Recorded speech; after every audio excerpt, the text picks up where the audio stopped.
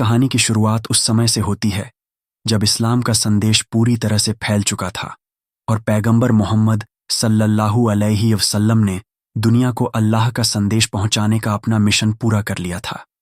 लेकिन इस दुनिया से जाने से पहले उन्होंने अपने प्यारे सहाबा को यह जिम्मेदारी दी कि वह इस किताब, जो अल्लाह का कलाम है, को सुरक्षित रखें। यह किताब, जिसे हम आज कुरान के नाम से जानते हैं, सिर्फ शब्दों का संग्रह नहीं थी। ये हिदायत, ज्ञान और रोशनी का स्रोत थी। जब पैगंबर मोहम्मद सल्लल्लाहु अलैहि वसल्लम का इंतकाल हुआ, मुसलमानों के बीच सबसे बड़ी चुनौती यह थी कि कुरान के अल्फाज और आयतों को सही तरीके से सुरक्षित रखा जाए। उस समय कुरान मुख्य रूप से याद किया जाता था और कुछ मुसलमानों ने इसे लिख भी लिया था, मगर लिखावट अलग अलग जगहों पर थी और कभी कभी लोग अलग अलग तरीके से याद कर लेते थे। हज़रत अब्बू बकर सिद्दीक रज़ियल्लाहु अन्हु के खिलाफत के दौरान जब जंग की घटनाएं बढ़ गईं और कई लोग शहादत पाए, तो यह चिंता बढ़ गई कि कुरान का सही स्वरूप खो सकता है। हज़रत अबू बकर सिद्दीक रज़ियल्लाहु अन्हु ने इस समस्या को गंभीरता से लिया। उन्होंने हज़रत ज़ैद इब्न थाबित रज़ियल्लाहु अन्हु को यह जिम्मेदारी दी कि वे उन सभी लिखित टुकड़ों और याद किए हुए अल्फाज को एक जगह इकट्ठा करें। हज़रत ज़ैद इब्न थाबित रज़ियल्लाहु अन्हु ने अपने जीवन का यह सबसे महत्वपूर्ण कार्य किया। उन्होंने हर उस व्यक्ति से मिलकर कुरान के शब्दों की पुष्टि की जिसने इसे याद किया था या लिखा था।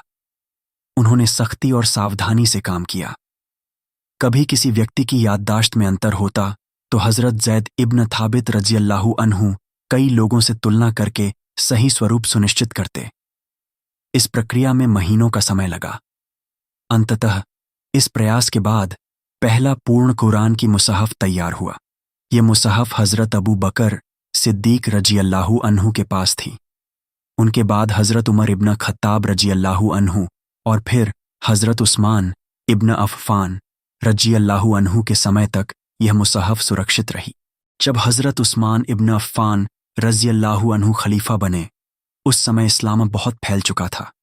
मुसलमान अब विभिन्न इलाकों में रहते थे और हर जगह अलग अलग उच्चारण और तर्ज में कुरान पढ़ा जाने लगा था।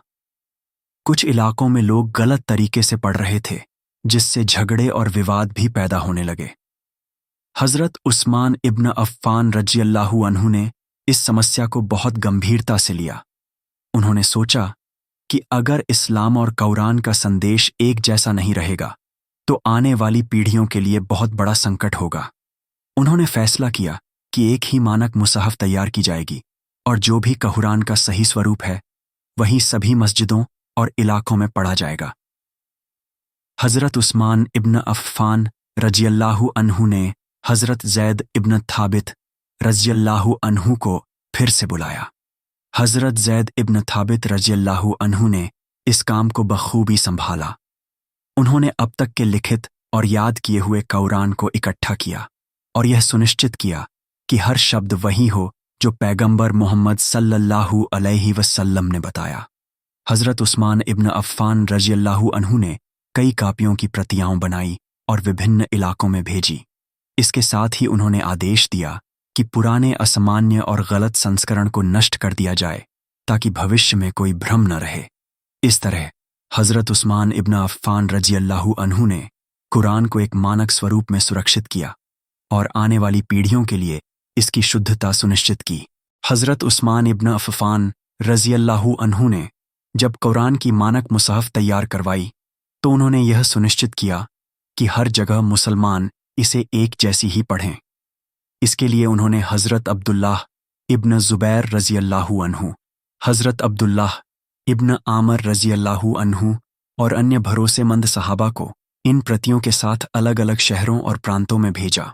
हर शहर में भेजी गई मुसहफ के साथ हज़रत उस्मान इब्न अफ़फ़ान रज़ियल्लाहु अन्हु ने यह भी आदेश दिया कि पुराने संस्करण जो अलग तरीके से पढ़े जा रहे थे, उन्हें नष्ट कर दिया जाए। यह कदम इसलिए लिया गया ताकि आने वाली पीढ़ियां केवल वही कुरान पढ़ें जो पैगंबर मोहम्मद सल्लल्लाहु अलैहि वसल्लम ने सिखाया था। कुछ लोगों को यह आदेश पहले समझ में नहीं आया और उन्होंने विरोध किया, मगर हज़रत उस्मान इब्न अफ़फ़ान रज़ियल्लाहु अन्हु ने धैर्य और समझदारी से समझाया कि यह कदम इस्लाम की एकता और कुरान की सुरक्षा के लिए बेहद जरूरी है। धीरे धीरे सभी मुसलमानों ने इसे स्वीकार कर लिया। इस प्रयास के कारण आज हम कुरान को उसी रूप में पढ़ते हैं जैसा पैगंबर मोहम्मद सल्लल्लाहु अलैहि वसल्लम ने हमें सिखाया। हज़रत उस्मान इब्न अफ़्फ़ान रज़ियल्लाहु अन्हु की इस सेवा ने कुरान की शुद्धता और स्थायित्व सुनिश्चित किया। यही वजह है कि पूरे इस्लामिक दुनिया में आज भी कुरान एक समान है और हर जगह पढ़ाई और उच्चारण में कोई बड़ा अंतर नहीं है। हज़रत उस्मान इब्न अफ़्फ़ान रज़ियल्लाहु अन्हु की यह कुरान सेवा इस बात का उदाहरण है कि सच्ची नीयत और ईमानदारी के साथ किया गया काम पीढ़ियों तक स्थायी प्रभाव डाल सकता है। उनकी दूरदर्शिता और समर्पण ने न केवल मुसलमानों के लिए मार्गदर्शन सुनिश्चित किया, बल्कि इस्लाम को एकजुट करने में भी अहम भूमिका निभाई। और यही कहानी हमें यह सिखाती है कि ज्ञान और हिदायत को सुरक्षित रखना कितना महत्वपूर्ण है, और अगर इसे सही तरीके से संरक्षित किया जाए तो यह हर पीढ़ी के लिए रोशनी बन सकता है। अगर आपको यह कहानी पसंद आई हो और आप ऐसे ही और इस्लामिक कहानी जानना चाहते हैं तो हमारे चैनल को सब्सक्राइब करें और बेल आइकन दबाना न भूलें। इस तरह आप हर नई कहानी से जुड़े रहेंगे और अल्लाह की हिदायतों को समझने का मौका पाएंगे।